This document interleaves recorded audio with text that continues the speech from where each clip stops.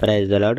ప్రభు అయిన యేసుక్రీస్తు వారు ఈరోజు మనకు అందిస్తున్నటువంటి వాగ్దానం యోహాను సువార్త 6వ అధ్యాయం 29వ వచనం. ఆయన పంపిన వాని యందు మీరు విశ్వాసం ఉంచుటయే దేవుని క్రియ.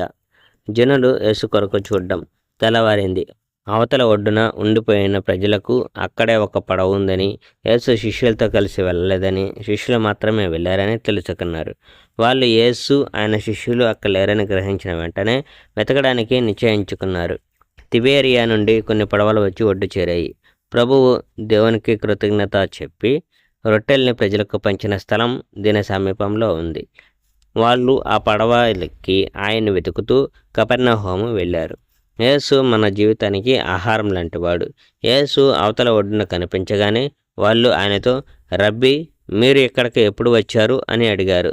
యేసు, ఇది నిజం. అద్భుతాల్ని చూసినందువల్ల నన్ను మీరు వెతకడం లేదు. రొట్టెలు తిని మీ కడుపులు నింపుకున్నందున నా కోసం వెతుకుతున్నారు. చెడిపోయే ఆహారం కోసం పాటుపడకండి, చిరకాలం ఉండే ఆహారం కోసం పాటుపడండి. దాన్ని మనుష్య కుమారుడు మీకు ఇస్తాడు.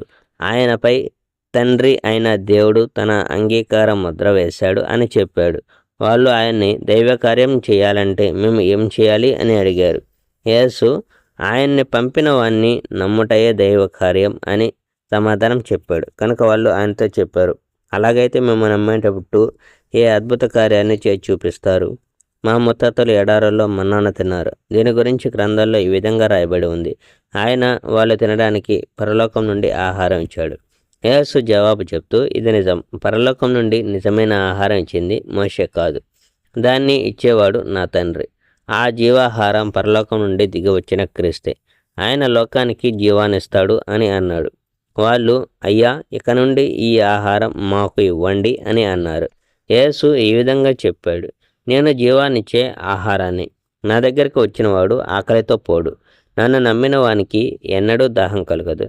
కానీ నేను ఇంతకు క్రితం చెప్పినట్లు నన్ను చూశారు, అయినా మీరు నమ్మలేదు.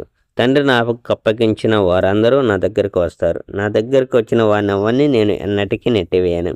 ఎందుకంటే నేను పరలోకంలో నుండి నా ఇష్టం నెరవేర్చుకోవడానికి దిగి రాలేదు. నన్ను పంపిన వాని ఇష్టాన్ని నెరవేర్చడానికి వచ్చాను. నన్ను పంపిన వాని కోరిక ఇది, నాకు అప్పగింపబడిన వాళ్ళను నేను పోగొట్టుకోరాదు. వాళ్ళను చివరి రోజు బ్రతికించాలి. కుమారుని వైపు చూచి ఆయన్ని నమ్మినవాడు అనంత జీవితం పొందాలి. ఇది నా తండ్రి కోరిక. అలా నమ్మిన వాడిని నేను చివరి రోజు బ్రతికిస్తాను. ఆయన, నేను పరలోకం నుండి వచ్చిన ఆహారాన్ని అని అనడం విని యూదులు గొనిగారు. ఇతడు యోసేపు కుమారుడైన యేసు కదా, ఇతని తల్లిదండ్రుల్ని మనం ఎరుగుదమే. మరి ఇప్పుడితడు నేను పరలోకం నుంచి దిగి వచ్చానని ఎందుకంటున్నారు అని వాళ్ళు అన్నారు. యేసు ఈ విధంగా సమాధానం చెప్పాడు, మీలో మీరు కొనుక్కోవడం చాలించండి. నన్ను పంపిన తండ్రి పంపితే తప్ప నా దగ్గరకు ఎవడూ రాలేదు. నా దగ్గరకు వచ్చిన వాడిని చివరి రోజు నేను బ్రతికిస్తాను. ప్రవక్తల గ్రంథంలో ఈ విధంగా రాయబడి ఉంది, దేవుడు వాళ్ళందరికీ బోధిస్తాడు. తండ్రి మాట విని ఆయన చెప్పింది నేర్చుకున్న వాళ్ళు నా దగ్గరకు వస్తారు. దేవుని నుండి వచ్చిన వాడు తప్ప తండ్రిని ఎవరూ చూడలేదు. ఆయన మాత్రమే తండ్రిని చూశాడు. ఇది నిజం. నమ్మిన వానికి అనంత జీవితం లభిస్తుంది. నేను మీ జీవితానికి ఆహారాన్ని.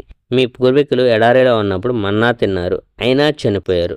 కానీ ఈయన పరలోకం నుండి వచ్చిన నిజమైన ఆహారం. దీన్ని అందరూ తినవచ్చు. దీన్ని తిన్నవాడు మరణించడు. పరలోకం నుండి వచ్చిన సజీవమైన ఆ ఆహారాన్ని నేనే. దీన్ని తిన్నవాడు చిరకాలం జీవిస్తాడు. ఆ ఆహారం నా శరీరం.